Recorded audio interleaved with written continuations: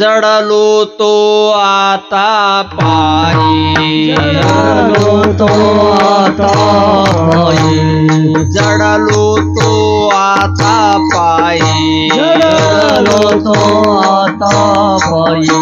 हो काय वेगळा, हो काय वेगळा टाळवा हो काही वेगळा, हो काही वेगळा, हो काही वेगळा, हो काही वेगळा. जडलो तो आता पायी.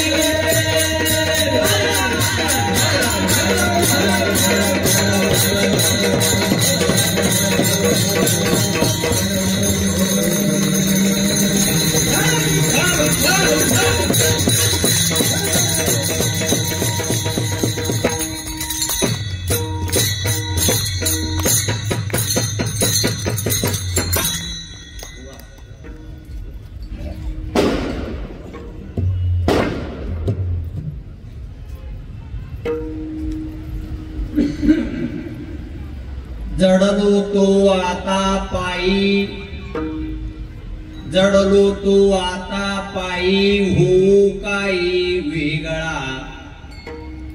तुम्ही संती कृपा केली, गंगे चाली उघाची. सांभाळिलो माय बापा, केलो तापा वेगळा. तुम्ही संती कृपा केली, गंगे चाली उघाची. ओरसिया जीव झाला, तुका ठेला मौनचे. तुम्ही संते कृपा केली, गंगे चाली उघाची. विठ्ठला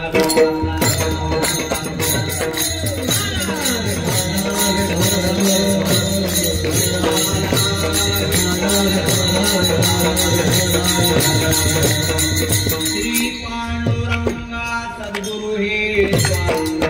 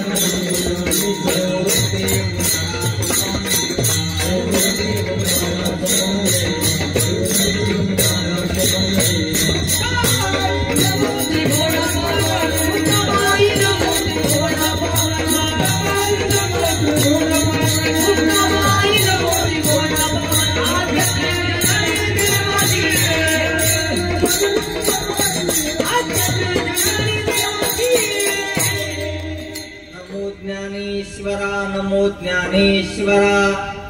निवृत्ती उदारा सोपान देवा. मुक्ताबाई नमो त्रिभुवन पावणी. आद्यत्रय जननी देवाची.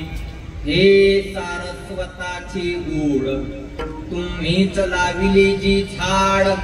तरी अवधानी अमृते वाळ शिंपोणिकिजे संपाद्य ज्ञानंच विधाय भक्तिं विलोकितो येन समाधी राजः वैराग्यवन्तं सुविचारयुक्तं नमामि जोगं शिरसा गुरुं तं काशाय वस्त्रं करदण्डधारिणीं कमण्डलू पद्मकरेण शङ्खं चक्रं गदाभूषयित भूषणाढ्यं श्रीपादराजं शरणं प्रपद्ये तैसे तुमचे अवधान धाये आणि तुम्ही म्हणा हे होय ऐसे वक्तृत्व कवना हे जेणे तुम्ही रिझा जयांचे केलिया स्मरण होय सकळ विद्यांचे अधिकरण तेचे वंदू श्री चरण श्री गुरूंचे ते नमस्कारुणी आता असो मंत्रहीन क्रिया नकाचर्या विचारू घ्यावी घ्यावी माझी सेवा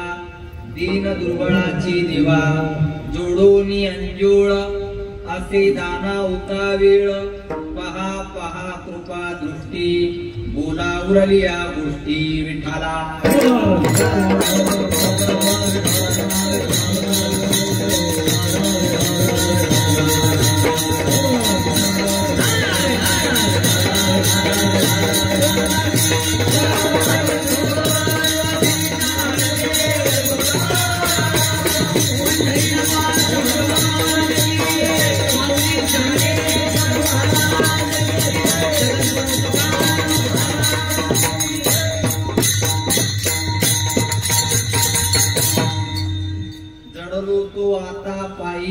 जडलो तो आता पायी हो काही वेगळा तुम्ही संती कृपा केली गंगे चाली उघाची प्रस्तुत प्राप्त प्रसंगी कीर्तनोक्ती सेवेसाठी निवडलेला अभंग हा श्रीमंत संत वैराग्य राग रसिक सच्चिदानंद सुखभक्त कल्याण मूर्ती श्रीमंत श्री जगद्गुरु तुकाराम महाराज यांचा चार चरणाचा एक अत्यंत महत्वाचा अत्यंत विलक्षण अगदी पाठ जरी नसला तरी मोबाईल मध्ये असलेला गोड असा चार चरणाचा अभंग सेवेसाठी घेतलेला आहे आणि या अभंगातून जगद्गुरु श्री तुकाराम महाराज त्या संतांनी माझ्यावरती कृपा केली हे सांगतात ती कृपा कशी केली त्या कृपेची पद्धत सांगतात संतांच्या चरणाची अनन्यता सांगतात संतांचा स्वभाव सांगतात आणि संतांच्या कृपेबद्दल मौन व्यक्त करतात विठाला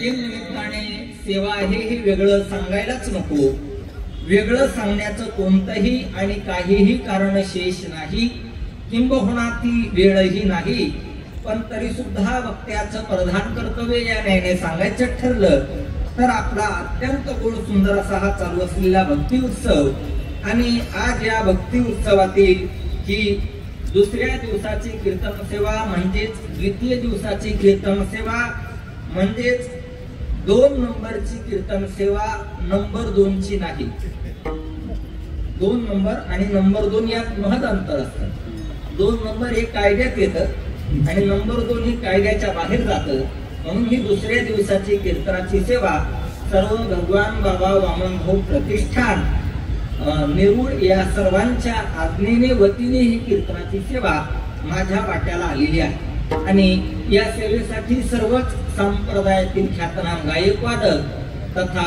महाराज मंडळी उपस्थित आहेत अगदी राजपुत्राच्या लग्नाला शोभेल असा मंडप आहे सर्व गाणारी आणि वाजवणारी मंडळी सुद्धा अत्यंत सुंदर आहेत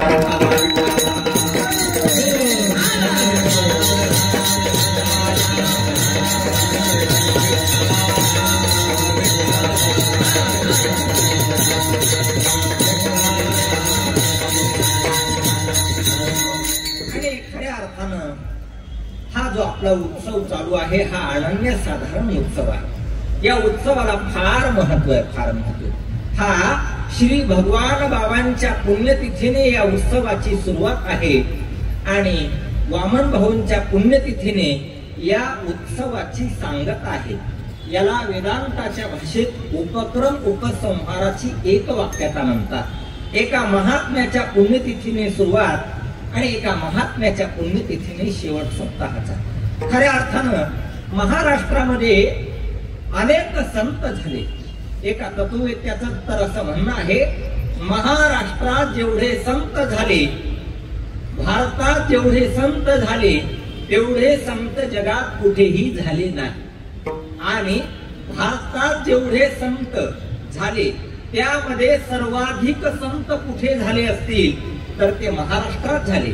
महाराष्ट्रा इतके संत जगाच्या पाठीवरती कुठेही झाले नाही. आमचे गुरुवर्य शांती ब्रह्म मारुतीबाबा कुरेकर पाठा सांगत असतात की बुवा, महाराष्ट्रात संतांचं उभं पीक आलं, उभं पीक आलं. किंबहुना ज्ञानोबारायांच्या काळामध्ये एका काळात 108 संतांची मांदियाळी या महाराष्ट्रात लाभत होती. इतका हा महाराष्ट्र भाग्यवान आणि पुण्यवान आहे. त्यातल्या त्यात गौरव असा आहे, महाराष्ट्रात संत झाले, भारतात संत झाले, पण खरं सांगू तुम्हाला, महाराष्ट्रात जेवढे संत झाले नाही, नीट ऐका, महाराष्ट्रात जेवढे संत झाले नाही तेवढे संत मराठवाड्यात झाले. मराठवाड्यातले संत कुठेच झाले नाहीत. कोणत्याही प्रांतात जा तुम्ही, कोण्या एका भागाचा मी विशिष्ट अभिनिवेश धारण करत नाही, पण मराठवाड्या इतके संत कुठेच झाले नाही. पण त्या तत्ववेत्यानं सांगितलं, दुर्दैवाची गोष्ट अशी आहे, मराठवाड्या इतके संत कुठेच झाले नाही, महाराष्ट्र इतके संत कुठेच झाले नाही, पण ते आपल्याला कळाले नाही. विठ्ठला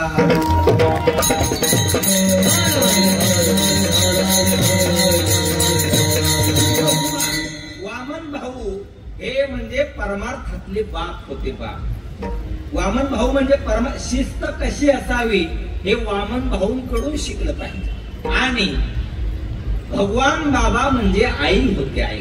आई म्हणजे प्रेम किती असावे, मूर्तिमंत प्रेमाचा कारुण्याचा पुतळा म्हणजे भगवान बाबा.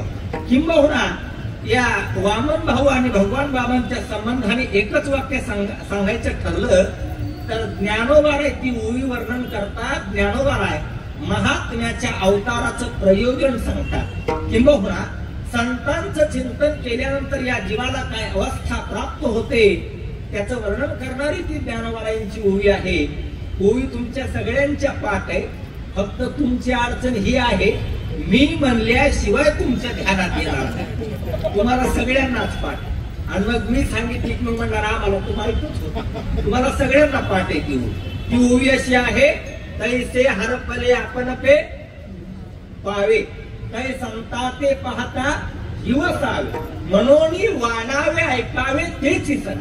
अरे संतांचं चिंतन वारंवार पुन्हा पुन्हा का केलं पाहिजे तर या जीवाची एक गोष्ट हरवलेली. प्रत्येक जीवाचं काय हरवलं असेल तर प्रत्येक जीवाची आत्मवस्तू हरवली, आणि ती हरवलेली आत्मवस्तू ही संतांच्या चिंतनाने प्राप्त होते असा या ओवीचा अर्थ आहे. तैसे हरपले आपण पे पावे, तै संता ते पाहता दिवसावे, म्हणून वानावे ऐकावे तेची सदा, म्हणून तेची सदा वानावे, म्हणून तेची सदा ऐकावे, सत्यापुरत नाही, म्हणून तेची सदा वाणार, म्हणून तेची सदा ऐकावे. आता या ओवीचा अर्थ काय सुरेश बाबा? या ओवीचा अर्थ असा आहे की संतांच्या चिंतनानं जीवाची हरवलेली आत्मवस्तू प्राप्त होते. किंबहुना हीच ओवी जर थोडीशी भगवान बाबा आणि वामन भावांकडे लावली तर आपल्याला उपमर्द केलेल्याचं पाप लागणार नाही. फक्त वाक्य कळालं तर पहा, या स्वत्वाचा लोप पावण्याची शीग झाल्यानंतरच या हरपण्याच्या आणि या अज्ञानाच्या अंधकारामध्ये उगवलेला दिनकर म्हणजे भगवान बाबा आणि म्हणजे वामन भाऊ. विठ्ठला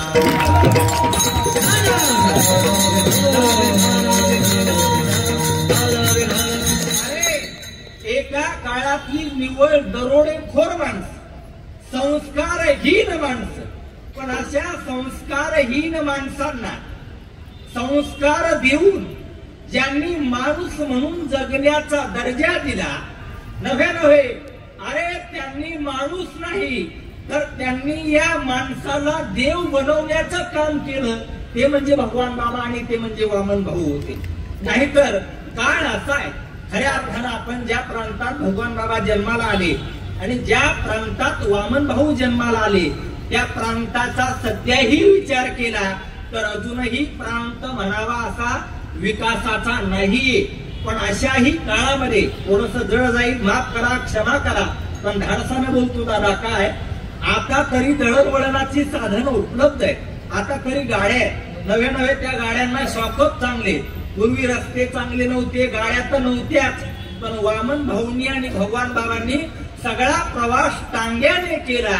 आणि टांग्याने करून काय केलं तर कोणत्याही प्रकारची दळणवळणाची साधनं उपलब्ध नसताना, कोणत्याही प्रकारच्या सुखसुविधा उपलब्ध नसताना, अरे ज्यांनी एका काळामध्ये घरोघरी जाऊन गावागावात जाऊन ज्यांनी समाजाला अमृतपान करविण्याचं काम केलं ते म्हणजे भगवान बाबा आणि ते म्हणजे वामन भाऊ. त्यांचं स्मरण केलं तरी ही जीवाला पुण्य लागेल. पुण्यवंत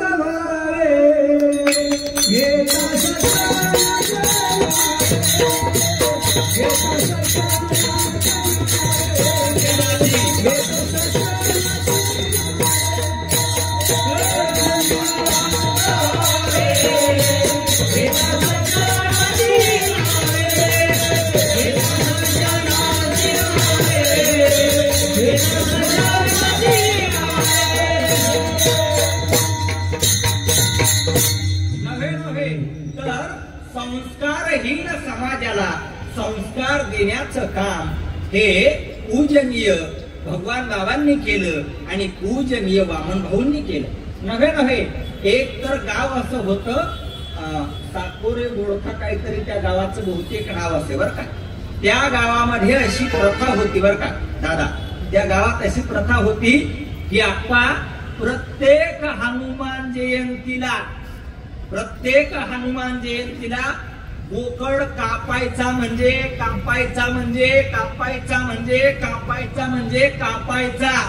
असा त्या गावाचा नियम. पण ही वार्ता भगवान बाबांच्या कानावरती गेली आणि भगवान बाबा स्वतः त्या गावामध्ये आले, स्वतः अनेक मंडळींना त्या गावामध्ये घेऊन आले आणि त्या गावात आल्यानंतर लोकांना सांगितलं की मला इथे कीर्तन करायचं. आता भगवान बाबांना कीर्तन करायचंय म्हटल्यावरती नाही म्हणण्याची ताकद कुणाची? तर स्वतः सर्व लोकांनी टाळकरी गोळा केले, गायक गोळा केले, वादक गोळा केले, सिस्टीम लावली आणि बाबांचं कीर्तन सुरू केलं. आणि त्या दिवशी त्यांनी कीर्तनाला अभंगच घेतला होता. आता अभंग काय माझ्या लक्षात येत नाही, पण तो अभंग असा होता की मांस जो खातो म्हणजे विठ्ठला विठ्ठला,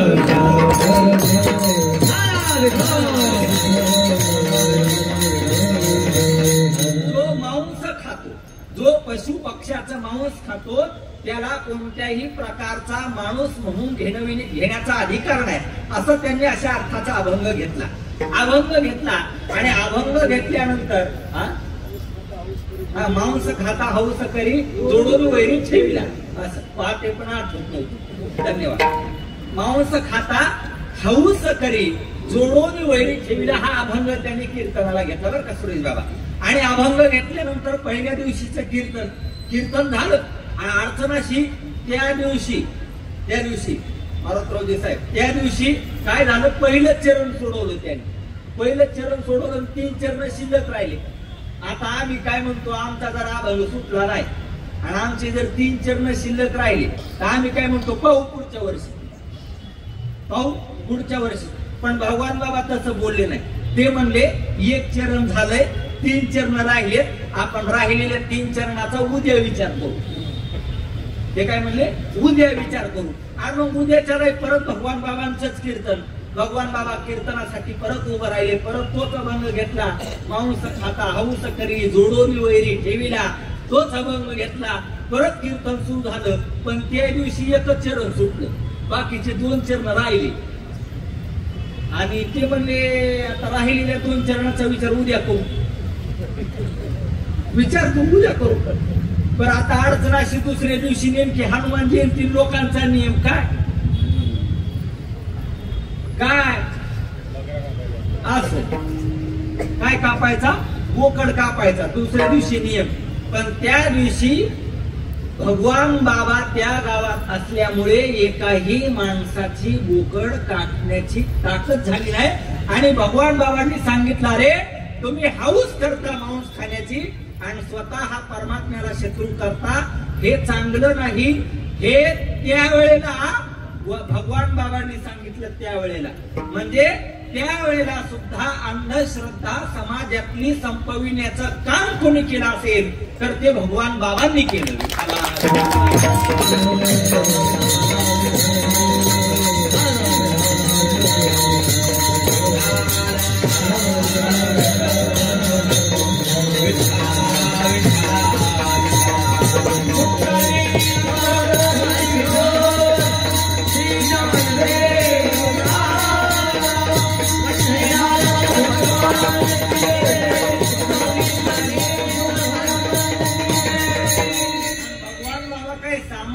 पठडीत तयार झाले नव्हते, तर भगवान बाबा हे बंकट स्वामींच्या पठडीत तयार झाले होते.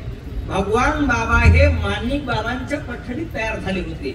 नव्हे भगवान बाबा हे गीती बाबांच्या पठडीत तयार झाले होते. भगवान बाबांना 3 गुरु लाभले. आपल्याला एकच गुरु मी भेटत नाही, 3 गुरु लाभले भगवान बाबांना. एक म्हणजे बंकट स्वामी महाराज, दुसरे म्हणजे माणिक बाबा आणि तिसरे म्हणजे गीते बाबा. हो, प्रारंभी त्यांनी माणिक बाबांची खूप सेवा केली. नारायणगडाची खूप सेवा केली आणि खूप सेवा केली. आणि माणिक बाबा गेल्यानंतर मात्र माणिक बाबांनी स्वतः भगवान बाबांना नारायणगडाचा उत्तराधिकारी केलं. पण भगवान बाबांची जी कार्यप्रणाली होती, जी काम करण्याची पद्धत होती, जे कौशल्य होतं ते काय आगळं वेगळं. आणि त्या कौशल्याच्या बळावरती समाज प्रभावित व्हायचा. पण तो प्रभावित झालेला समाज बऱ्याच कुटाळखोर लोकांना सहन झालं नाही. त्यांनी भगवान बाबांवरती सुद्धा आक्षेप घेण्याचं काम केलं. पण मोठी माणसं मोठीच असतात. प्रातस्मरणी वैकुंठवासी विठ्ठल बाबा घोले सांगायची की बुवा, मोठी माणसं काम घेऊन येत असतात आणि ती आपलं काम झालं की थांबत नसतात. नंतर त्यांनी तो गड सोडून दिला. चकार शब्दाची सुद्धा तक्रार केली नाही. त्यांनी तो गड सोडून दिला आणि नंतर स्वतः दुसरा गड, त्याला त्या आधीचं काय नाव होतं, धोब्यागड. काय धोब्यागड. त्या गडावरती त्या गडाची अनेक प्रकारची सुधारणा करण्याचं काम त्यांनी केलं. आणि केलं अहो पूर्वीच्या काळात बर का, प्रचंड गरिबीचा काळ, प्रचंड हलाखीची परिस्थिती. अरे संध्याकाळी जेवायला भेटेल का नाही असा काळ.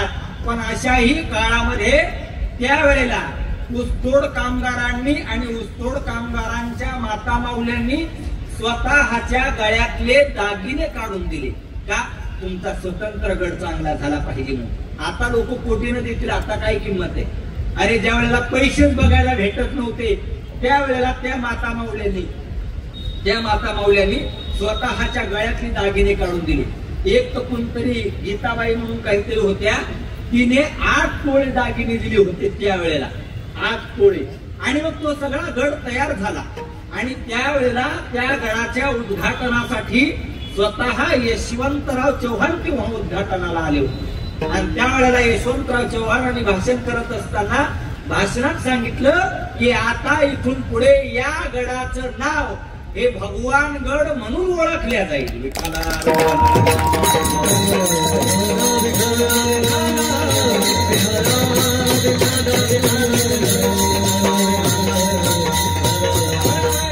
भगवान बाबा किती पवित्र होते माहिती का, किती पवित्र. त्या जगातली सगळ्यात पवित्र वस्तू काय हो? काय पवित्र वस्तू काय जगातली सगळ्यात? अगदी बरोबर, जगातली सगळ्यात पवित्र वस्तू तुळस. या तुळशीचं किती महत्व आहे माहिती आहे. माणूस जर गेला ना, गेला म्हणजे वरी, माणूस गेला की तो गेल्यानंतर ती संपूर्ण डेड बॉडी कोण्याही कामाची राहत नाही, ती अपवित्र होते. पण त्या अपवित्र शरीराला पवित्र करायचं असेल तर मेल्यानंतर तुळशीचं पान ठेवलं जातं. मी म्हणतो जिवंतपणे तुळशीची माळ घाला, मेल्यावरती तुळशीच्या पानाची कशाला अपेक्षा करता? तुम्ही ठेवणार माहित नाही म्हणून जिवंतपणे तुळशीची माळ घाला. तर ते आपण ते पान ठेवतो तुळशीचं कशासाठी? त्या अपवित्र शरीराला पवित्र करण्यासाठी. अरे हे सोडा, हा फार कच्चा विषय, हा फार कच्चा विषय. तुम्हाला आणखी प्रबल विषय सांगतो. देवाला जर नैवेद्य दाखवायचा असला सुरेश बाबा, तर धर्मशास्त्र असं सांगतं सोहळ्यात केलेला स्वयंपाक. कशात? सोहळ्यात, गाऊन घालून नाही, सोहळ्यात केलेला स्वयंपाक. नीट ऐका, पवित्र सांगतो तुम्हाला. सोहळ्यात केलेला स्वयंपाक, सोहळ्यात जो देवाला केलेला स्वयंपाक जातो, देवाला नैवेद्य दाखवला जातो पांडुरंगाला, माऊलीला. आता मी स्वतः माऊलीच्या मंदिरात 4 वर्ष राहिलेलो असल्यामुळे मला त्यातल्या बऱ्याच गोष्टीची कल्पना आहे. आणि धर्मशास्त्राचाही तसा विधी आहे. साहेब, सोहळ्यात जरी स्वयंपाक केलेला असला तरी भातावरती तुळशीचं पान ठेवल्याशिवाय, त्या ताटात याचा हरभऱ्याचा लाडू, त्या लाडूवरती तुळशीचं पान ठेवल्याशिवाय तो स्वयंपाक देवाला दाखवला जात नाही. का? सोहळ्यात जरी स्वयंपाक केलेला असला आणि त्याच्यात काही त्रुटी राहिलेल्या असल्या तर ते तुळशीचं पान त्याला पवित्र करत असतं, म्हणून तुळशीचं पान ठेवलं जातं. तुळशीचे पान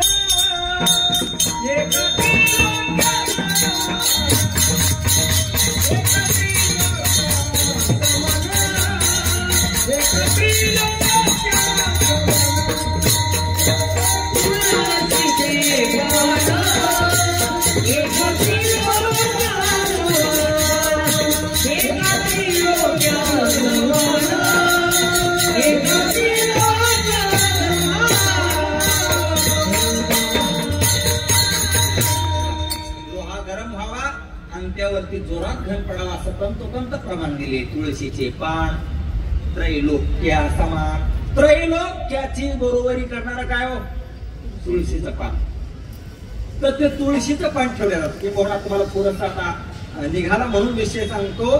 शास्त्र असं सांगतं आपण भात खातो जेवणात. काय खातो? भात खातो. आणि भात खात असताना त्या भातावरती तूप टाकून खातो का आपण? खातो का? एक तर हो म्हणा, नाही तर नाही म्हणा. हा, मधला मार्ग. मुंबईतले माणसं तुम्ही काय बोलून देणार? पण रोज खातो का सांगा? नाही खात. क्लिअर, रोज खात नाही. पण तुम्हाला माहितीये का साहेब, भातावरती जर तूप टाकून नाही खाल्लं तर शास्त्र सांगतं पिंडाचा भात खाल्लेल्याचं पाप लागतं. एवढं शास्त्र कठीण आहे. म्हणून त्यावरती तुळशीचं पान ठेवण्यात येतं. आता ऐका, तर तुळशीचे पान एका त्रैलोक्या समान. हे तुळशीचं पान म्हणजे त्रैलोक्याची बरोबरी करणार आहे. अरे मग एवढं ज्या तुळशीचं महत्व आहे, ती तुळशी, त्या तुळशी भगवान बाबाच्या रक्ताच्या थेंबातून निर्माण होतात. मग भगवान बाबा किती पवित्र असले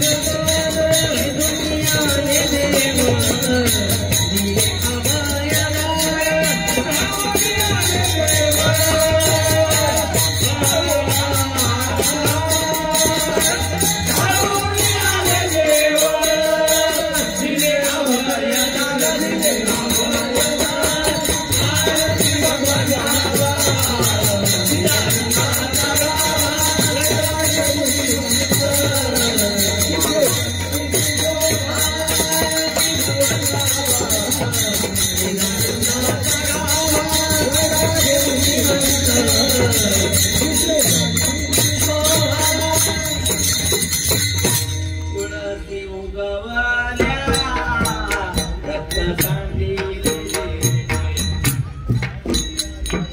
धावून आले देवा. बाबा त्यांच्या रक्तातून तुळशी उगवल्या म्हणजे ते किती पवित्र असते. विठाला विठाला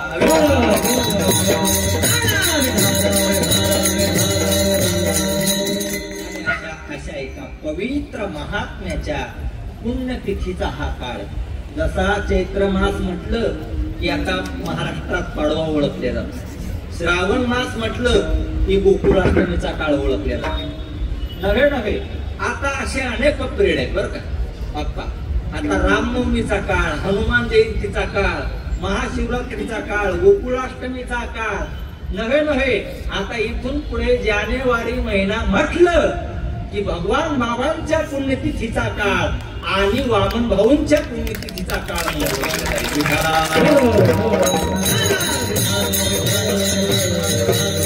त्यांची पुण्यतिथी तुम्ही आम्ही कोण साजरे करणार आहे दादा सांगा. त्यांचा सोहळा भगवान साजरा करतो. सोहळा भक्ताचा आरंभीला स्वतः भगवान सोहळा.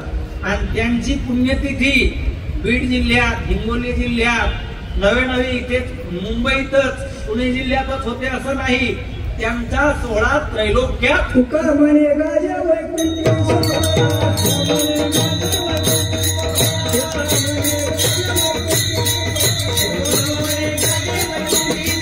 या हिंदू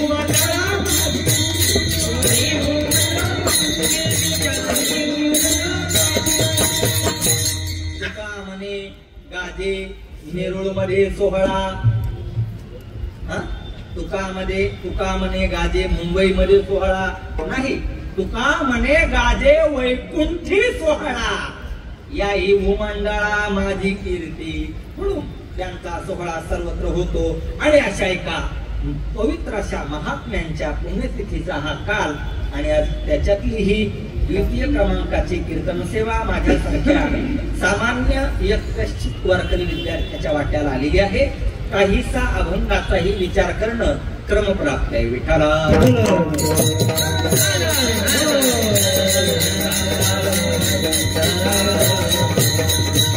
या अभंगातून तुकाराम महाराज 6 गोष्टी सांगतात. किती गोष्टी सांगतात? 6 गोष्टी सांगतात. एक म्हणजे संतांची कृपा सांगतात. दुसरी गोष्ट म्हणजे संतांची कृपा करण्याची पद्धत सांगतात. तिसरी गोष्ट म्हणजे संतांच्या चरणाची अनन्यता सांगतात. चौथी गोष्ट म्हणजे संतांचा स्वभाव सांगतात. 5वी गोष्ट म्हणजे संतांच्या कृपेबद्दल महाराज मौन व्यक्त करतात. असा अनेक अंगाने नटलेला हा अभंग आज सेवेसाठी घेतलेला आहे. महाराज या अभंगातून आपल्या सफल परमार्थाचा परिहार हा संतांच्या पुढे देतात. माणसाने आपल्या सफल परमार्थाचा परिहार एकतर संतांपुढे द्यावा, अन्यथा देवापुढे द्यावा. इतरांपुढे आपण आपल्या जीवनाचा परिहार, इतरांपुढे आपण आपल्या जीवनातील शंका, इतरांपुढे आपण आपल्या जीवनातील विचार मांडू नयेत. का? इतरांपुढे जर शंका मांडल्या, इतरांपुढे जर तुम्ही तुमचे प्रश्न मांडले तर मांडलेल्या विचारांचं, मांडलेल्या प्रश्नांचं, मांडलेल्या शंकांचं, मांडलेल्या समस्यांचं निराकरण तर होणार नाही, पण मनामध्ये उद्विग्नता प्राप्त झाल्याशिवाय राहणार नाही. विठ्ठला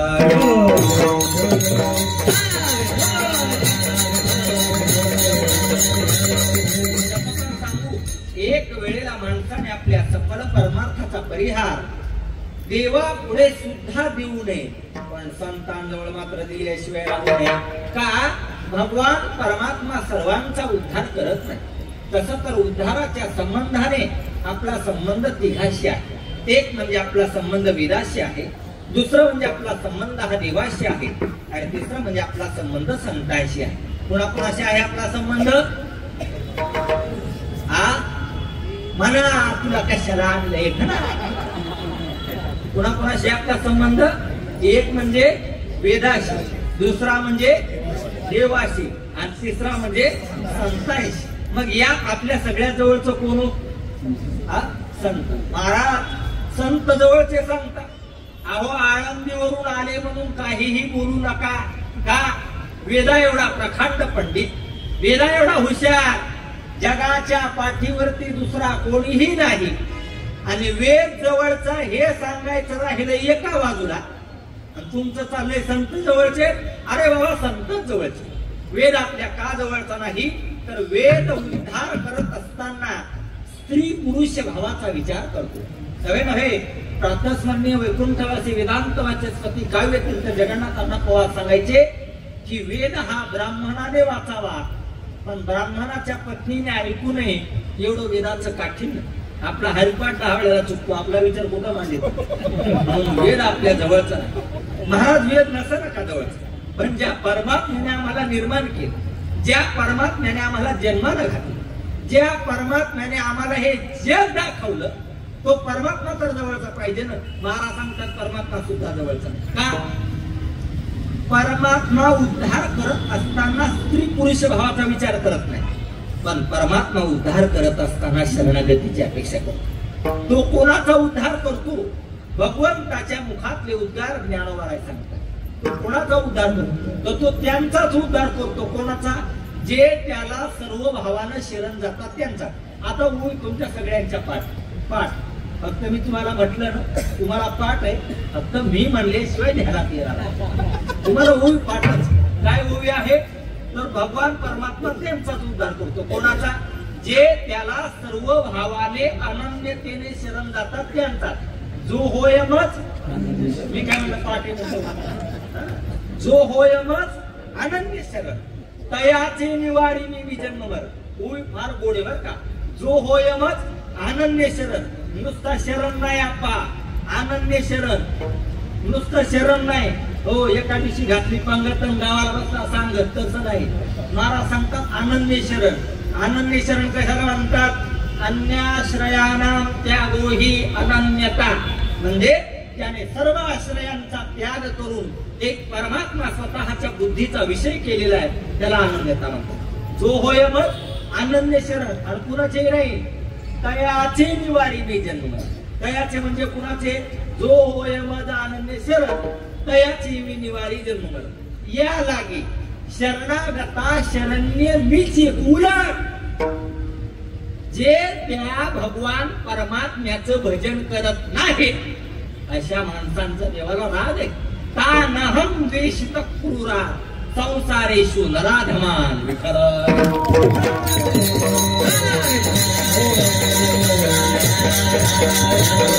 परमात्मा वेद उद्धार करत असताना स्त्री पुरुष भावाचा विचार करतो. परमात्मा उद्धार करत असताना शरणागतीची अपेक्षा करतो. मला सांगा, संत उद्धार करत असताना कशाचा विचार करतात? संत उद्धार करत असताना शरणागतीची अपेक्षा करत नाही, आणि संत उद्धार करत असताना शरणागतीची अपेक्षा करत नाही. यारे यारे लहान थोर, यारे यारे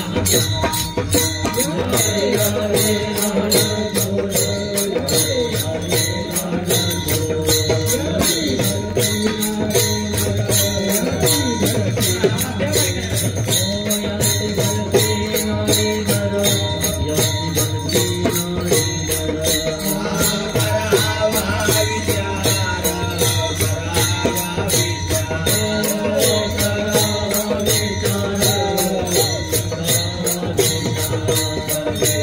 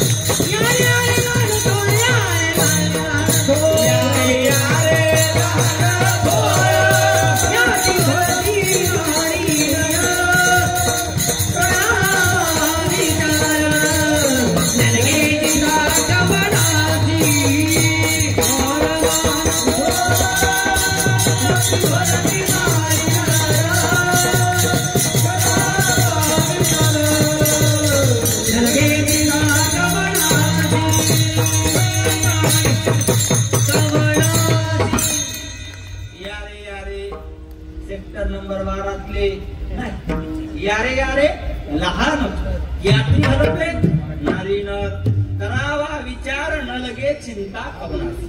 संत महात्मे आपल्या का जवळचे तर संत महात्मे उद्धार करत असताना स्त्री पुरुष भावाचा विचार करत नाही आणि संत महात्मे उद्धार करत असताना शरणागतीची अपेक्षा करत नाहीत. संत आपल्या का जवळचे आहेत तर त्या संतांना आपल्या हिताची काळजी आहे म्हणून संत आपल्या जवळचे आहेत. संतांना आपल्या हिताची केवढी काळजी आहे तर आपण आपल्या हिताच्या कल्पना घेऊन संतांकडे गेलो असं नाही. संतच आपलं हित शोधत मृत्यू लोकात आले अशी त्यांची स्पष्ट भाषा आहे. शोधून या आले संत हित जगात. आणि ज्याला आपलं हित करायचंय त्याला दोन गोष्टीचं ज्ञान असलं पाहिजे. एक म्हणजे हिताच्या संबंधाने तळमळ असली पाहिजे आणि दुसरी गोष्ट म्हणजे हिताचं ज्ञान असलं पाहिजे.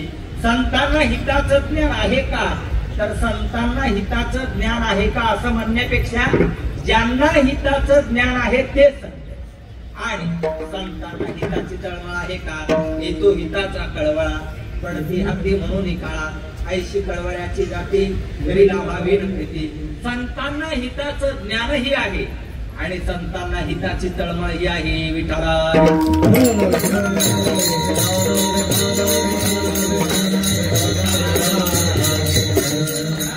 ज्या संतांना हिताचं ज्ञान आहे आणि ज्या संतांना हिताची तळमळ आहे त्या संतांची भेट किती अवघड आहे. श्रीमद आद्य शंकराचार्यांनी विवेक चूडामणी नावाच्या ग्रंथामध्ये 3 गोष्टी दुर्लभ सांगितल्या. दुर्लभम प्रेमे वैतक देवानुग्रह हेतुकम मनुष्यत्वम मुमुक्षुत्वम महापुरुष संश्रयः. एक म्हणजे मनुष्य जन्म दुर्लभ मनुष्य देह मिळणं अवघड आहे. बडभाग मानुष्य तन पावा सूर दुर्लभ ग्रंथ न गावा. भयंकर मोठ्या पुण्याने मनुष्य देह मिळाला. दुर्लभो मानुष्यो देहो देहिनाम क्षण भंगुरः. अंगुरः नाही बर दुर्लभो मानुष्यो देहो देहिनाम क्षण भंगुरः. तत्रापि दुर्लभ म्हणणे वैकुंठ प्रिय दर्शन. तरी सकळ देहा माझी पहाहो अति दुर्लभ मनुष्य देहो. याची प्राप्तीचा संभव हा अभिप्रावती दुर्गम नरदेह दुर्लभ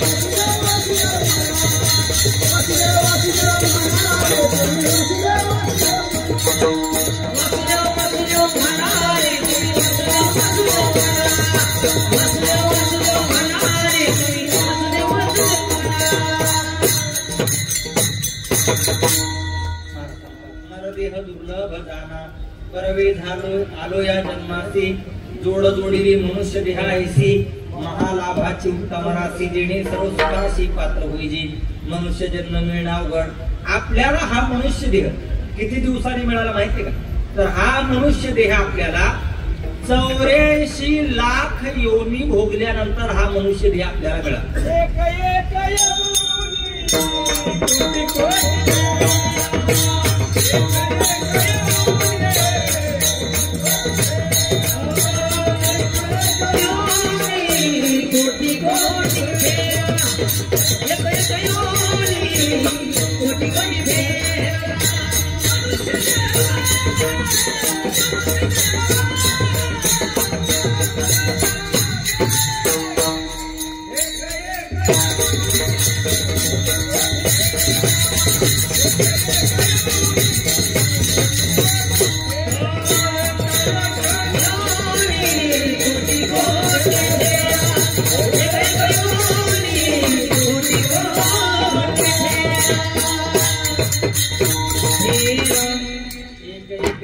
कोटी कोटी फेरा मग लागे वारा मनुष्य द्या, शेवटची पाळी एक मनुष्य जन्म. पुढचं म्हणायचं म्हणजे 84 लाख योनी भोगल्यानंतर आपण या मनुष्य ध्याला आलो. आता एक प्रश्न विचार, सर्व सुशिक्षित आणि उच्च विद्या विभूषित मंडळी, एक प्रश्न विचार, 84 लाख योनी म्हणजे किती वर्ष हो साहेब? गरजे साहेब किती वर्ष? दादा किती वर्ष? कोणी सांगा, 500 रुपये देतो. फोन पे गुगल पे सुद्धा करणार नाही. सर्व्हर डाऊन असल्यावरती अडकण्याची दाट शक्यता असते. कॅश देणार लगेच देव म्हणजे तात्पुरती, नंतर देतो आपण. काय सांगा, 84 लाख येऊन म्हणजे किती वर्ष? हा कोणी सांगा. 500 देतो. 500 लगेच. 1000 देतो. 84 लाख येऊन म्हणजे किती वर्ष? गुगलला सर्च करून सांगा. तसं काय, आमचं सगळं तत्वज्ञान गुगलच्या पुढचं आहे. हा उद्या जेव्हा येतं का उद्या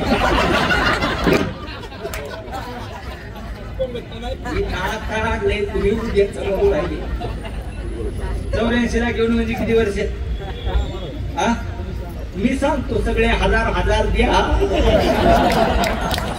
84 लाख येऊन मला नका देऊ, त्यांना द्या. सप्त्यावाल्याला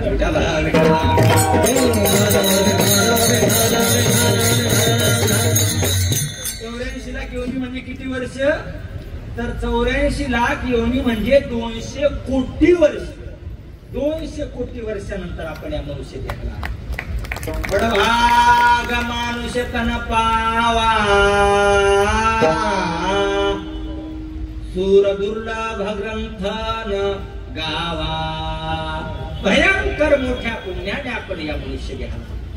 बरवे झाले आलो या जन्माचे,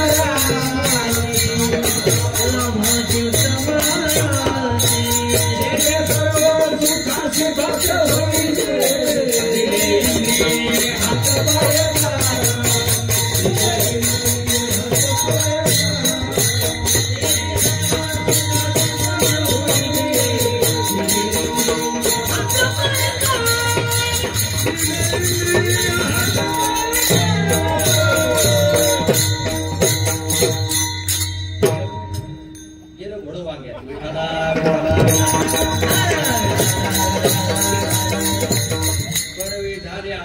जन्मासी जोड जोडेली मनुष्य देहायसी महालाभाची उत्तम राशी जेणे सर्व सुखाशी पात्र होईजे.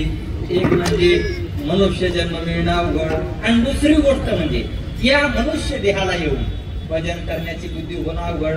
सगळ्यांना भजन करण्याची बुद्धी होत नसते, सगळ्यांना कीर्तन प्रवचन ऐकण्याची बुद्धी होत नसते. आमचे गुरुवर्य शांती ब्रह्म मारुती बाबा कुरेकर पाठात उदाहरण सांगत असतात. एक मनुष्य देवाकडे गेला. कुठे गेला हो? कुठे गेला? देवाकडे गेला. तो म्हणला, देवा तुम्ही मला काय करणार? देव म्हणले, माझा नियम काय, 50% पुण्य आणि 50% पाप सारखा असलं की मी माणूस करत असतो. पण त्याचं काय झालं होतं दादा? त्याचं पुण्य 47%च होतं आणि पाप 50% होत. पाप किती होतं? दगडू महाराज 53 आहे, 50. हा किती? 50. ब्राह्मण सांगेल ती तिथे, बुवा सांगेल की कीर्तन.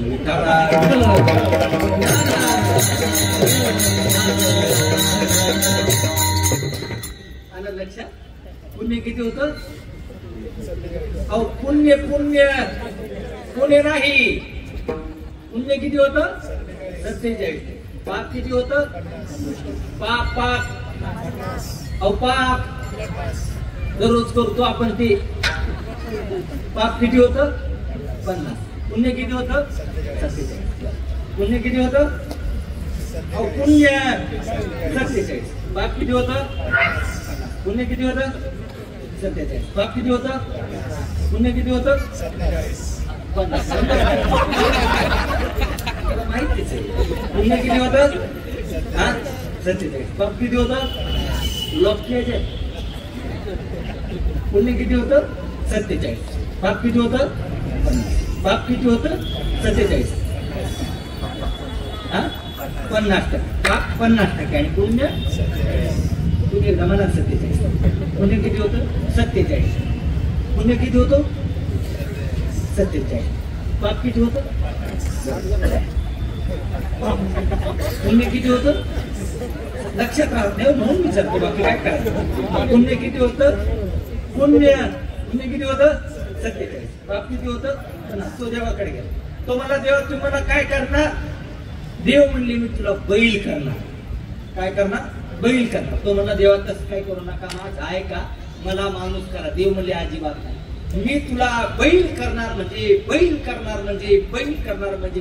तो म्हणला, देवा तसं काही करू नका, माझा आहे का, कोरा चेक लिहून देतो, काय अमाऊंट टाकायची ते टाका, तर मला माणूस करा. देव म्हणले, अजिबात जमणार नाही, मी तुला बैल करणार म्हणजे बैल करणार म्हणजे बैल करणार म्हणजे बैल करणार म्हणजे बैल करणार.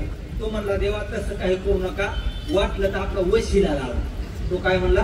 राजे साहेब, वशिला लावा. वशिला कशाला म्हणतात? आपा व म्हणजे वय नसताना, शी म्हणजे शिक्षण नसताना, आणि ला म्हणजे लायकी नसताना जी गोष्ट प्राप्त होते त्याला वशिला म्हणतात. तो म्हणला, आपला वशिला लावा, पण आपल्याला माणूस करा. देव म्हणले, अजिबात जमणार नाही, मी तुला बैल करणार म्हणजे बैल करणार म्हणजे बैल करणार म्हणजे बैल करणार. तो 2-4 वर्ष आळंदीत राहिलेला होता. तो म्हणला, देवा एक तर जमल का? काय? माणूसच करा, माणसात राहून बैलासारखं वागतो.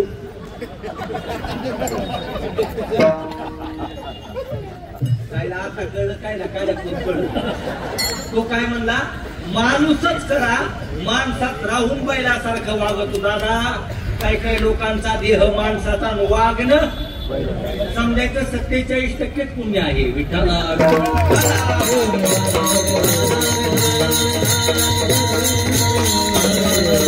याची जन्मी धडे देवाचे भजन, जन्मी धडे देवाचे याची जन्मी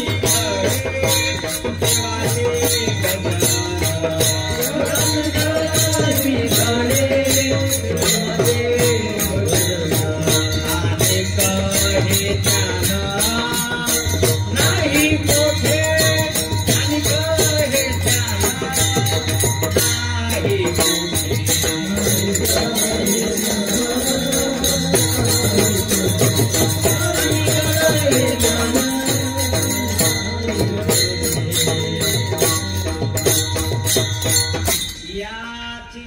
घडे देवाचे भजन आणि कहे ज्ञान नाही कुठे. त्याच्या आधीच चरण तर फार गोड बर का. पुढे नाही कुठे घ्यावया विसावा घ्यावया विसावा फिरूनी या गावा आल्या विन.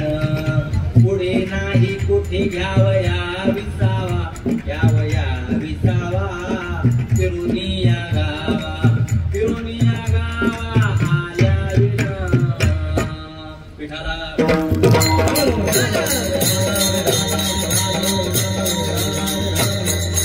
नगर भ्रमता जन्म जाऊ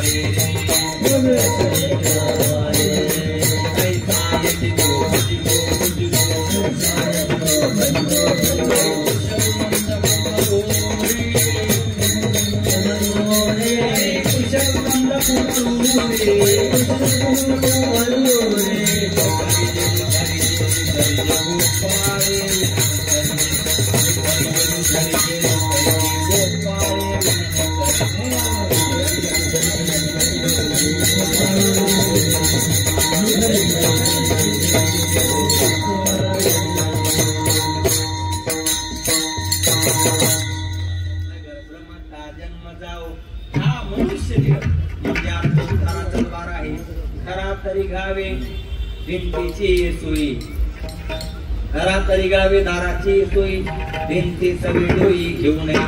एक म्हणजे मनुष्य जन्म अवघड.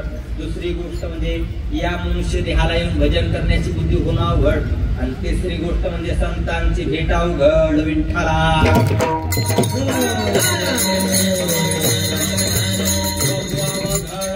संत भेटी परी जगजेची करुणा केली. बहु अवघड बहु हे विशेषण वापरतात तुकाराम. विशेषाचं ज्या वेळेला दर्शन करायचं असतं त्यावेळेला विशेषण वापरलं जातं बहु अवघड अशी संत भेटी. संत भेट फार अवघड. चंद्रामृत सुख सेवलेला चंद्रामृत सुख सेवलेला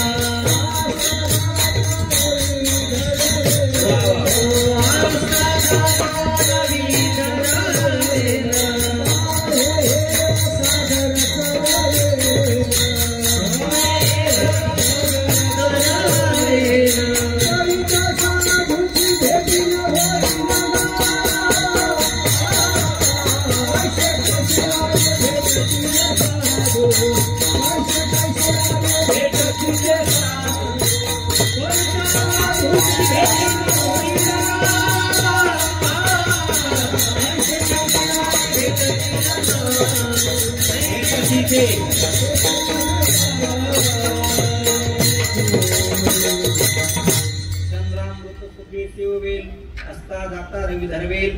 बाह्या हेळा सागर तरवेल. परी त्या साधूची भेटी न होईल गा. ऐसे कैसियाने भेटती ते साधू. ऐसे साधू कैसियाने भेटती. ऐसे म्हणजे कैसे त्याचा अभंगाचं पहिलेचर. काय त्या अभंगाचं पहिलेचर हा त्याचा अभंगाचं या घेतलेल्या नाही एकाने घेतलेल्या अभंगाचं म्हणलं आपण. त्याचा अभंगाचं पहिलेचर. त्याचा अभंगाचं पहिले चरण काय. ब्रह्म सर्वगत सदासम जेथे अणु नाही विषम. ऐसे जाणती ते अतिदुर्गम तयाची भेटी झाली या भाग्यपर. ऐसे साधू कैसियाने भेटती. ऐसे कैसियाने भेटती ते साधू. महाराज सांगतात चंद्रामृत सुखी सेवेल असता जाता रवी धरवेल. बाह्या हेळा सागर करवेल. परी त्या साधूची भेटी न होईल गा.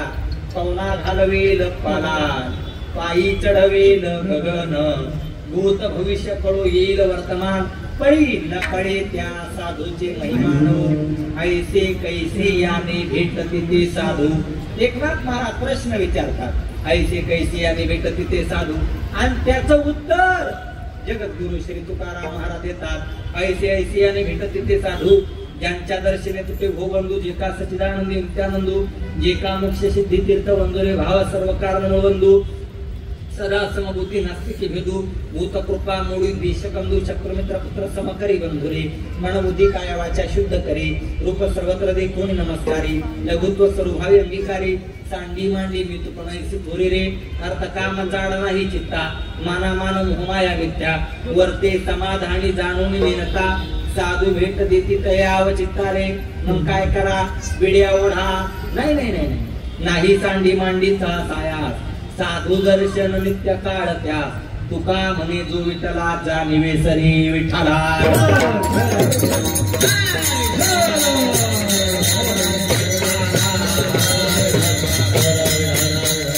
ऐसे कैसियाने भेटत ते साधू ऐसे ऐसियाने भेटत ते साधू का ऐसेने तैसेला प्रश्न विचारला की त्याचं उत्तर तैसे हे येत असतं म्हणून संत भेट अवघड आहे किती अवघड आहे बहु अवघड संत महात्मे भेटणं अवघड आहे महाराज सांगतात यदा कदाचित संत महात्मे भेटलेही तर संत महात्मे कळणं महत्वाचे वस्तू व्यक्ती पदार्थ प्राप्त असणं महत्वाचं नाही वस्तू व्यक्ती पदार्थ कळणं महत्वाचं एक इंग्रजी तत्वज्ञानामध्ये एक हेरॉल्ड ऑफ फिलॉसॉफी नावाचा तत्ववेत्ता होऊन गेला आणि त्याने ग्रामर ऑफ पॉलिटिक्स असे एक पुस्तक लिहिलं आणि त्या तत्ववेत्याचं वाक्य आहे एखादी वस्तू जर मिळाली आणि ती जर कळाली नाही तर ती वस्तू न मिळाल्याच जमा असते विठ्ठला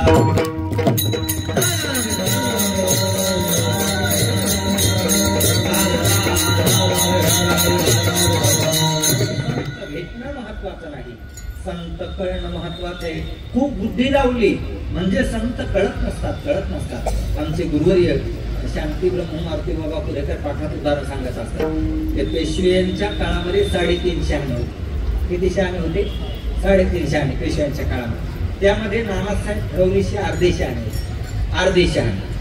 शहाणे का ते बुद्धीनं खूप तल्लख होते पण हृदयानं मात्र ढिल्ले होते त्यांच्यात युद्ध करण्याची ताकद नव्हती रणांगणावरती गेले आणि सैनिक पाहिले की ते वापस यायचे आणि मग त्यांच्याकडे एक जण हिरा घेऊन गेला परीक्षा करण्यासाठी काय घेऊन गेला हिरा घेऊन गेला तो म्हणला नानासाहेब माझ्या हिऱ्याची परीक्षा करायची नानासाहेब म्हणले ठीक आहे ज्या वस्तूची परीक्षा करायची ती वस्तू तर पुढे उपलब्ध नको का त्याने खिशातला हिरा काढला नानासाहेबांना पुढे ठेवला तेवढ्यात त्याच्यावर एक माशी बसली आणि माशी बसल्याबरोबर नानासाहेब म्हणले एक काम कर हे फुलपात्र घे फुलपात्र भरून पाणी आण आणि याच्यामध्ये माझी देवपूजा होईपर्यंत तुझा हिरा ठेव तो म्हणला नानासाहेब तुमची देवपूजा किती वेळ चालणार आता ती काय आपली देवपूजा होती होय नानासाहेब म्हणले 2 तास माझी देवपूजा चालणार तो म्हणला माझ्या हिऱ्याची परीक्षा झाली का हिरा नव्हता तो खडी साखरेला पैलू पाडलेले होते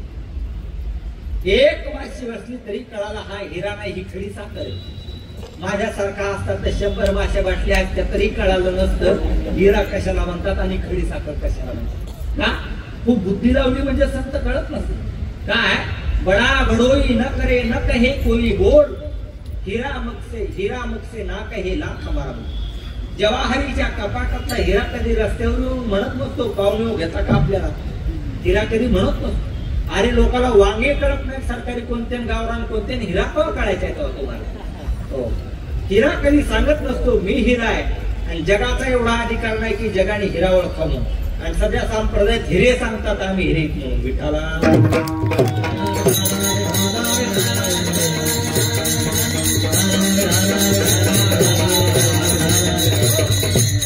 संत महात्मे कळत नसतात प्रातस्मरणे ओळखून कवाशी गुरुनाम गुरु रे प्राचार्य मामासाहेब दांडेकर सांगायची की बुवा पोरांना थोर कळत नसतात पोरांना थोर कळत असतात मोठी माणसं कळावी वाटतात का तर माणसानं देखील त्याच उंचीच झालं पाहिजे त्याशिवाय मोठी माणसं कळत नसतात संत महात्मे भेटणं अवघड भेटले तर कळणं होड अवघड आणि येणार कदाचित नुसते कळालेही पडू नये काय उपयोग आहे त्यांची सेवा घडणं अवघड सेवा ही घडली सेवा घडली आणि सेवा घडून लगेच गेली त्यालाही अर्थ नाही महाराज सांगतात संत महात्मे भेटावेत संत महात्मे कळावेत आणि संत महात्म्यांची सेवा घडावी आणि त्यांनी आपल्यावरती कृपा करावी महाराज सांगतात संत महात्मे भेटले संत महात्मे कळाले संत महात्म्यांची सेवाही घडली आणि त्या संत महात्म्यांनी कृपाही केली अभंगाच्या दुसऱ्या चरणात तुम्ही संती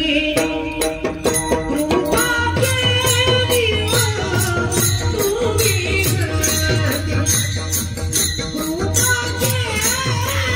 कृपा केली तुम्ही संती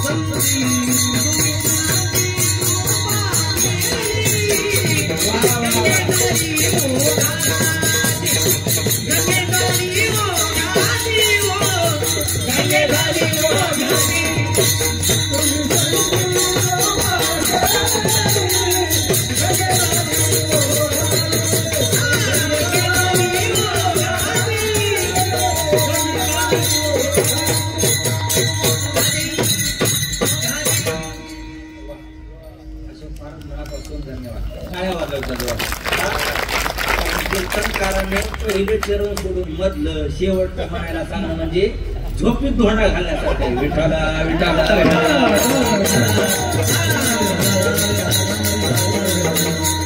अशी म्हणणारी आणि वाजवणारी मंडळी असल्यानंतर कीर्तनकार जिवंतच असला पाहिजे असं काही नाही. विठाला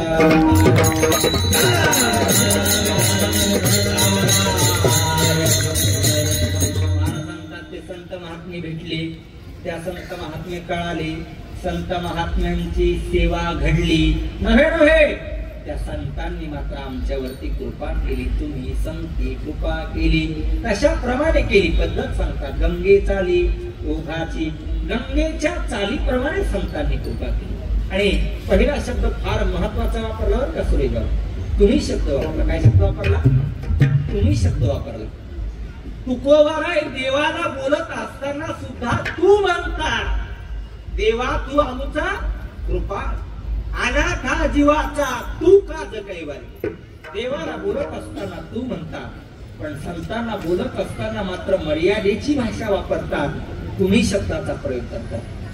आता तुम्ही कृपावंत, तुम्ही संताधिक संत, तुम्ही संत माय बाप कृपावंत, काय मी पतित कीर्तिवान, कृपाळू सजन तुम्ही संत जन, तुम्ही संत सारे कृपेचे सागर, निरोपहा फार सांगा देवा, तुम्ही संत जन माझे ऐका हो वचन, कृपा करा मजवरी एकदा दाखवा तो हरी आहे तुमचे हाती, म्हणून येतो काकुलती एका जनार्दनी थारा, संती द्यावाजी मज पामरा, तुम्ही सांभाळली संती भय हिरसली संती, तुम्ही संती कृपा केली विठ्ठला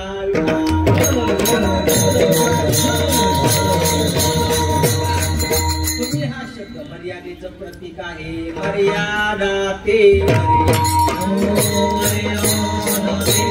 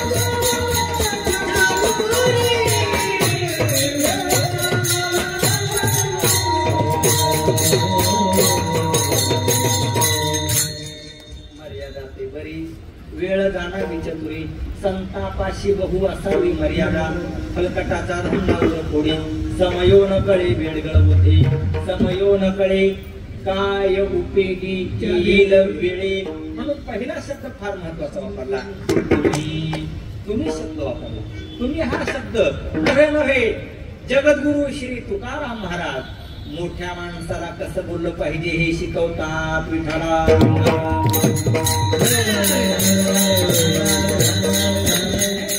आता व्यवहारात बोलण्याच्या मर्यादा शिल्लक राहिल्या ना व्यवहारात बोलण्याच्या मर्यादा संपल्या सरळ सरळ लोक एकमेकाला डायरेक्ट आरे पुढे बोलतात सरळ सरळ सरळ सरळ आणि माझा आता आरोप आहे जेवढा जास्त शिकलेला माणूस तेवढा जास्त आरोग्य बोलतो माझा आरोप कदाचित तो चुकीचा आहे असेल पण खरं आहे अरे आरे तुरे नाही बोला आपण जर म्हटलं नाही या शिकलेल्या मंडळींना हो आरे तुरे न बोलता आवाजाव बोला तर ही लोक आम्हालाच म्हणतात महाराज तुम्हाला ह्याच्यातलं कळत नाही मी म्हणलं मग तुम्ही समजून सांग ते सरळ सरळ म्हणतात काय आरे तुरे बोलणं म्हणजे प्रेम वाढ मी म्हणला महाराज अहो आवाजाव बोला कमी पडल्या आमच्याकडे या आम्ही देतो किती बोलण्याच्या मर्यादा घसरल्या घडलेली घटना सांगतो मला गप्पा मारण्याची अजिबात सवय नाही किंबहुना तितक्या वेळेने आम्ही पुण्यात कीर्तनाला गेलो कोथरूडला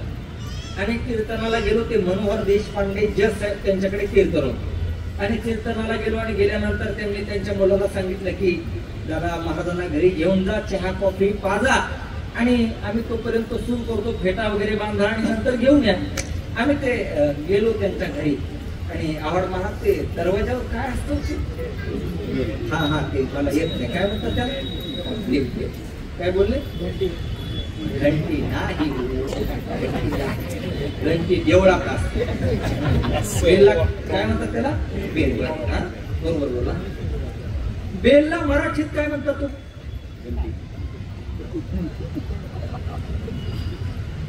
बेलला मराठीत काय म्हणतात आता सांगितलं ना घंटी बेलला मराठीत काय खरं सांगा इतका वेळ असेल का बरं आपण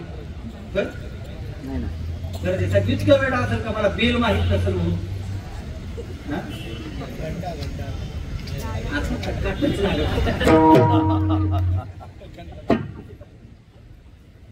बेलला मराठीत काय म्हणतात कोणी सांग चला 1 रुपया बक्षीस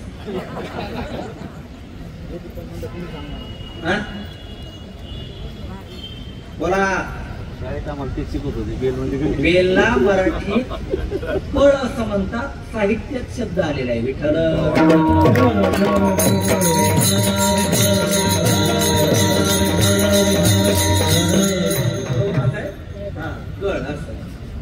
हे तरी कळलं का नाही बेलला ते गळ कशाला आपलं बेलच बेल दाबली आणि आतमध्ये गेलो आणि त्या घर मालकाने बायकोला हात मारला बायको कोणाकोणाचं लग्न झालेलं हातवरती करावं एवढे ब्रह्मचारी तुमचे त्या कुंभमेळ्याला पाठवू काय झालंय हे संसाराला इतके कदरले दादा त्यांना हात वरी करण्याची सुद्धा वासना शिल्लक राहिली तर मग ते आम्ही जे बसलो आणि घर मालकाने बायकोला हात मारली बायकोला तुमचा अंदाज काय विचारताय काय अंदाज तो म्हणला ए सुल्लू महाराज आले कॉफी ठेव मला तर थांबच सुटलं सुल्लू एक आवाज काय बोललो नाही मला चहा कॉफी प्यायची होती भेटा मागायचा होता एवढ्या प्रकरण थांबलं नाही आतून रिप्लाय आला आपण आतून रिटर्न आला तुमच्या भाषेत आतून रिदम आला काय आला ही म्हणली हा म्हणला ए सुल्लू कॉफी ठेव ती म्हणली ए उल्लू 5 मिनिटं थांब घेऊन येते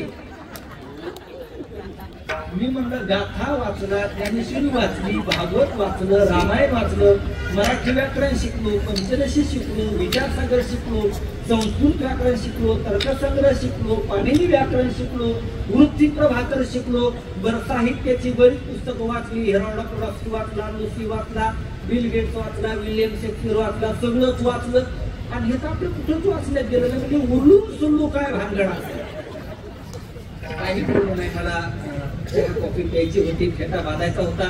निमूटपणाने बसलो, कॉफी आली, नंतर घेतली, फेटा बांधला, तिकडे कीर्तन सुरू झालं होतं. आणि ही आतमध्ये जी खो होती ती गप्प बसत. आणि आळूच्या वडीला जेवढी खो नसते तेवढी अशा गोष्टीला असते. मी म्हणलं उलून सुरू काय बाहेर, काही बोललो ना, बाहेर निघालो. मी म्हणलं साहेब प्रश्न विचार, तुम्हाला विचारा. म्हणलं आपली ओळख नाही, आपण कधी भेटलो नाही, आणि उगाच तुम्हाला राग वगैरे नाही म्हणलं विचारा. मी म्हणलं तसं नाही साहेब, आपली ओळख नाही, आपण कधी भेटलो नाही, या आधी आपला संपर्क नाही, कधी बोलणं वगैरे घडलेलं नाही, उगाच कशाला पहिल्याच भेटी संबंध खराब व्हायला. नाही मला विचारा. मी म्हणलं तसं नाही साहेब, आपली ओळख नाही, आपण कधी भेटलो नाही, आणि उगाच तुम्हाला राग वगैरे येईल, नको बाबा जाऊ द्या, नाही विचार. नाही मला विचारा, तसं काही नाही. मी म्हणलं तसं नाही साहेब, आपली ओळख नाही, आपण कधी भेटलो नाही, आणि उगाच तुम्हाला राग वगैरे येईल, नको विचारायला जाऊ द्या, त्या विषयी सोडून चला कीर्तनात. नाही मला विचारा, तेवढं विचार. मी म्हणलं तसं नाही साहेब, आपली ओळख नाही, आपण कधी भेटलो नाही, आणि उगाच तुम्हाला राग वगैरे येईल, नको आपलं कशाला, नको जाऊ दे, नाही विचार द्या सोडून. नाही तसं काय नाही विचारायचं. मी म्हणलं तसं नाही साहेब, आपली ओळख नाही, आपण कधी भेटलो नाही, उगाच तुम्हाला राग वगैरे येईल, नको म्हणलं जाऊ दे, नाही विचार, नाही नको जाऊ दे, नाही म्हणलं तसं काय नाही विचार. मी म्हणलं तसं नाही साहेब, आपली ओळख नाही, आपण कधी भेटलो नाही, मला विचार. मी म्हणलं खरं विचार. तो म्हणलं राग नाही ना, नाही खरंच. खरंच. मी म्हणलं तसं नाही साहेब, आपली ओळख आपण कधी भेटलो नाही, मला विचारा. मी म्हणलं खरंच विचारू, आता मला विचारा राव, तुम्ही म्हणजे भाव खाणार. मी म्हणलं तसं नाही साहेब, आपली ओळख नाही, मला विचारा. मी म्हणलं खरं विचारू, तुम्हाला राग नाही ना. मी म्हणलं साहेब हे उल्लूम सुल्लू काय भांडणार. तो म्हणला तुम्हाला नाही कळणार. मी म्हणलं नाही, तुम्हाला काय म्हणला गरजेचं आहे म्हणजे दादा, तुम्हाला काय म्हणला. तो मला म्हणला तुम्हाला हे उल्लू सुल्लू नाही कळलं. मी म्हणलं नाही. तो मला म्हणला तुमचा अभ्यास वाया गेला. म्हणलं वाया गेला तर जाऊ दे, पण तेवढं सांग.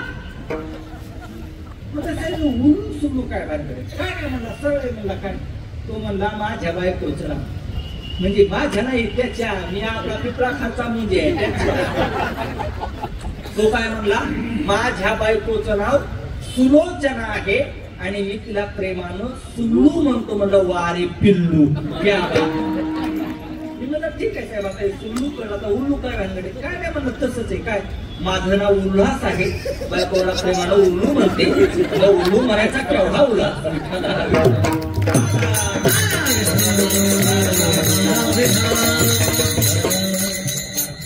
मर्यादेचा शब्द वापरता, संतापाशी बहु असावी मर्यादा, कर्कटाचा धंदा उरपुरी.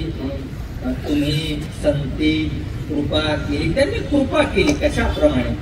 गंगेचा लिहुघाची अखंड न खंडे अभंग गंगे तुकामणी मिळणे गंगे तुकामणी मिळणे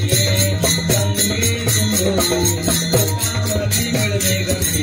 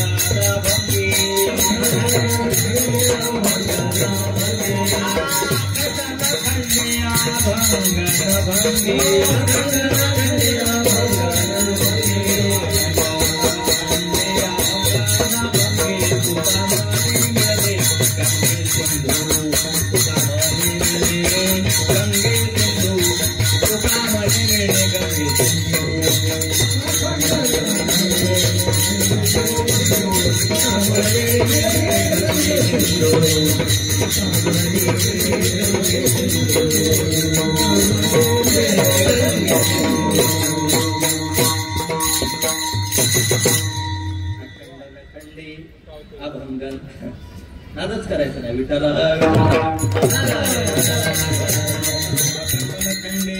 अभंगन भंगे तुका मने मिळणे गंगे सिंधू सगळ्यांच्या सगळं पाठलाच असो. आता मला सांगतात तुम्ही संती कृपा केली कृपाया केली संतजनी कृपाया केली संतजनी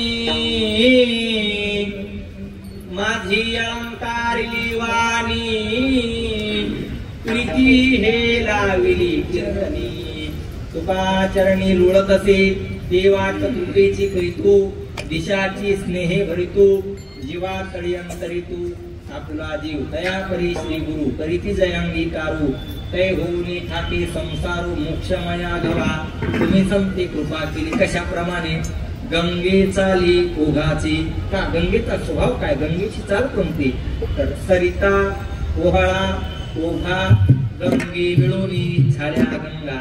मला सांगतात सरितेच्या जातीची असू द्या कोणत्याही प्रकारचे लोक असू द्या ती गंगा जशी नाल्यांना ओढ्यांना अनेक प्रवाहांना आपल्या समाविष्ट करते तसं संत महात्मे न पाहे या ती कुळाचा विचार भक्त करुणा कर ज्ञानाबाई गंगे चाली ओघाची विठ्ठला.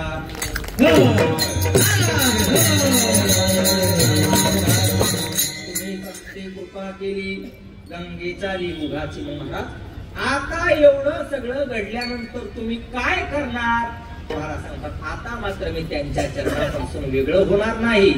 जडलो तो आता पायी तू पायी वेगळा या चरणातला आता शब्द फार महत्वाचा आहे. आता हा शब्द दोन विषयांचा संबंध सांगणारा शब्द आहे.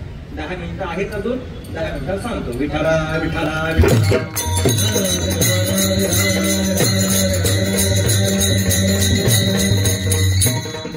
कशाचा साहस राहील नाही का मला सांगतात. जडलो तो आता पायी आता हा शब्द दोन विषयांचा संबंध सांगणारा शब्द आहे. आता म्हणजे संस्कृत मध्ये त्याला अर्थ म्हणतात. अर्थ आता शब्दानुशासनम अब हम शब्दों को अनुशासित कर रहे हैं. इस अर्थ के लिए जो उपमा दी जाती है उसे अर्थ यानी मराठी में आता कहते हैं. विठाला तो आता पायी आता म्हणजे कधी संतांनी कृपा केल्यानंतर. कशी कृपा केली त्यांनी गंगेच्या चालीप्रमाणे संत महात्म्यांनी कृपा केल्यानंतर आता मी त्यांच्या चरणाशी कनेक्ट झालो. पण महाराज सांगतात आता कनेक्ट झालो ना आता एकदा वामन भाऊच्या चरणाला लागलो ना आता एकदा भगवान बाबांच्या चरणाला लागलो ना आता मात्र मी त्यांच्या चरणाच्या वेगळं होणार नाही. मला सांगतात जडलो तो आता पायी तो काही वेगळा आता वेगळं होणार नाही का. अरे आम्ही दोघं एकच झालो. जडलो तो आता पायी तो काही वेगळा ते कसे आहेत तर सांभाळीले माया बापा सांभाळीले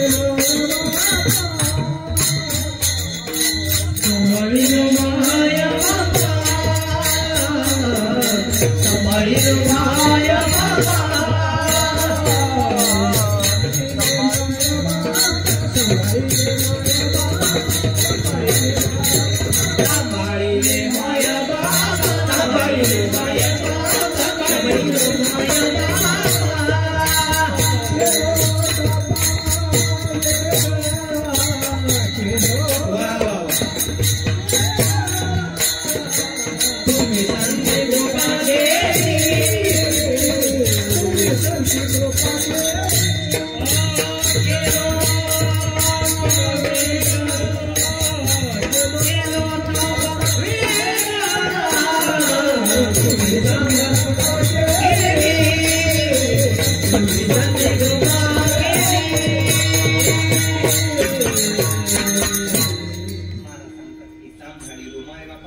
एवढा सगळा प्रवास करायचा म्हटल्यानंतर मला सांगतात त्या मायबाप असणाऱ्या संतांनी आता मात्र आम्हाला सांभाळलं. सांभाळी माया बापा गेलो तापा वेगळा. व्यवहारात आईची भूमिका स्वतंत्र आहे आणि बापाची भूमिका स्वतंत्र आहे. पण महाराज सांगतात त्या आईची भूमिका व्यवहारात बापाला पार पाडता येत नाही आणि बापाची भूमिका व्यवहारात आईला पार पाडता येत नाही का. अरे दिवाळ सणाला एखाद्या मुलीची वडील एखाद्या मुलीची आई जाऊ द्या आणि तिचा बाप असू द्या. दिवाळ सणाला बाप मुलीला 10,000ची साडी आणेल पण बाप मुलीची पाठ घासू शकत नाही, त्याच्यासाठी आई पाहिजे. व्यवहारात प्रत्येकाची भूमिका स्वतंत्र आहे, पण महाराज सांगतात त्या संतांनी मात्र आमच्या बाबतीत आईचीही भूमिका बजावली आणि बापाचीही भूमिका बजावली. महाराज सांगतात की सांभाळिलो माये बापा केलो तापा वेगळा सांभाळिले सांभाळिले सांभाळिले अनाथा. काय केलं? केलो तापा वेगळा पाप ताप दैन्य जाय उठा उठी झाली या भेटी हरिदासांची हरिदासांची भेटी झाली या ताप जाय हरिदासांची भेटी झाली या पाप जाय हरिदासांची भेटी झाली या दैन्य जाय हरिदासांची भेटी झाली या पाप ताप दैन्य उठा उठी जा. झाली पापा तापा तुटी दैन्य गेली उठा उठी त्रिविध तापाची झाली गोळवण देखील या चरण वैष्णवांचे. म्हणून केलो तापा वेगळा. आता मात्र त्यांनी आमच्या जीवनात ताप शिल्लक ठेवला नाही. मग महाराज आता तुम्ही काय करणार? महाराज सांगतात त्यांनी जे केलं माझ्या बाबतीत, ओरसे या जीव झाला तुका ठेला मौनची. नाही म्हणा नाही मौनची म्हणलेलं चुकू करा. आता मौन धरलं पाहिजे. एक मिनिट वक्त्याला अभिनयाचं सुद्धा ज्ञान असलं पाहिजे, फक्त माकड चाळे नको. विठ्ठला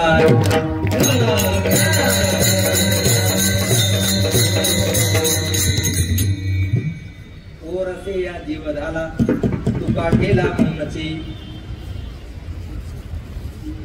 असे 2 मिनिटं थांबलं पाहिजे, कारण तुकोबर आहे मौन धरलं म्हणतात. असं ओरसे या जीव झाला. आता मात्र त्यांनी जी कृपा केली त्यांच्या बाबतीत काहीच बोलता येत नाही. मग जिथे तुकोबार आहे मौन धरतात तिथे आपण बोलू नये. विठोबार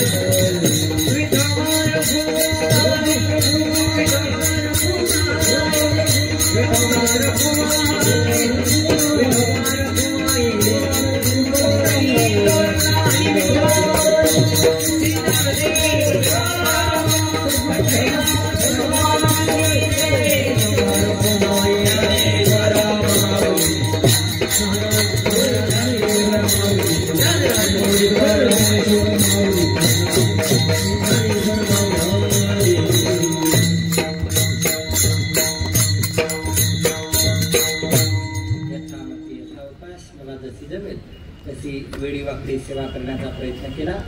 झालेली सेवा ज्ञानेश्वर महाराज, तुकाराम महाराज, पांडुरंग परमात्मा, स्वानंद सुखनिवासी गुरुजोग महाराज, आपण सर्व वैभव श्रोते, सर्व आदरणीय महाराज मंडळी, सर्व पंगतदाते, देणगीदाते, हस्ते परहस्ते सर्व सहकार्य करणारी सर्व मंडळी, सर्व महाराज मंडळी, सर्व येथे आलेली भाविक मंडळी, माता भगिनी, पुरुष बांधव, आबाल वृद्ध, भगवान बाबा, वामन भाऊ या खंडूजी बाबा या सर्व महात्म्यांच्या चरणी झालेली सेवा समर्पित करतो आणि वाणीला विराम देतो. बोलता बोलता एखादा वेडावाकडा शब्द गेला असेल काही चुकलं असेल तर मानवी बुद्धीची दोष म्हणून क्षमा असावी झालेली सेवा माऊलींच्या चरणात. पण करतो या सेवेसाठी आदरणीय परमपूज्य महाराष्ट्रातील ख्यातनाम पकवाद वादक आदरणीय परमपूज्य आमचे सन्मित्र भीमसिंह वारकरी शिक्षण संस्थेचे अध्यक्ष आदरणीय परमपूज्य आमचे आप्पासाहेब महाराज कोठे उपस्थित आहेत. त्यांच्यासाठी जोरदार टाळ्या वाजवल्या महाराज मंडळींसाठी एकदा जोरदार टाळ्या जोरात वाजवल्या. आणि ही सप्ताह समिती आपला सर्व प्रपंच बाजूला ठेवून 8 दिवस फक्त भगवान बाबांचा आणि वामन भाऊचा उत्सव चांगल्या प्रकारचे दर्जेदार अत्यंत चांगल्या प्रमाणात झाला पाहिजे याची 8 दिवस आपला सर्व प्रपंच काम बाजूला ठेवून. नाही तर ही मुंबई अशी आहे, ही मुंबई अशी आहे इथे मिनिट नाही सेकंदाला सुद्धा प्राधान्य आहे. म्हणून ही सर्व सप्ताह कमिटी सर्व अत्यंत सुंदर नियोजन करते. या सप्ताह समितीला सुद्धा मनापासून धन्यवाद दिले पाहिजे की मुंबई सारख्या ठिकाणी सुद्धा भगवान बाबांची आदर्श पुण्यतिथी साजरी होते. म्हणून या सर्व सप्ताह समितीसाठी सुद्धा एकदा जोरदार टाळ्या आणि सर्वांनी हात वरती करा.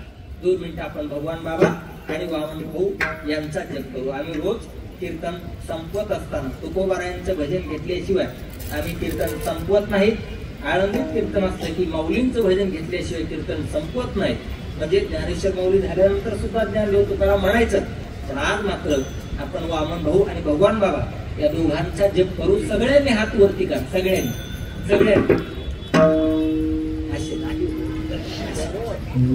एकदम बैठे बैठे सावधान अरे का सगळे.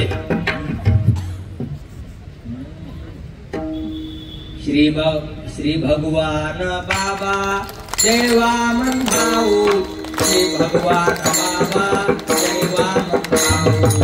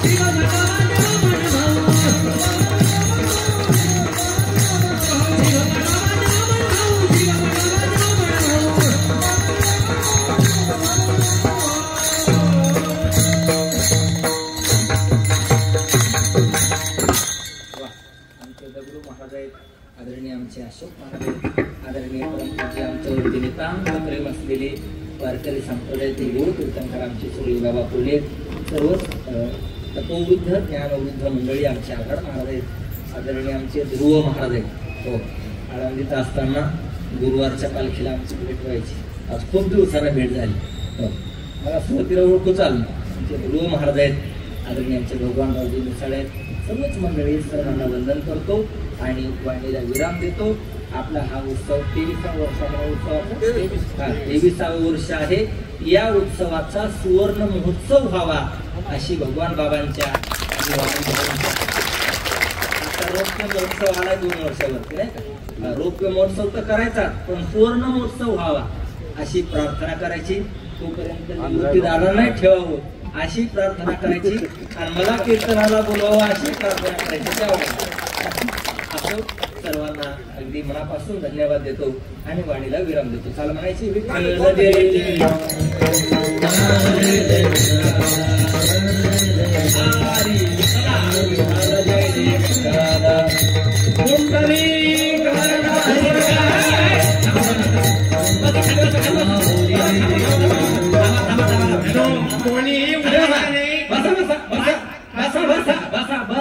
बसले बस बोली लीले गोरे रे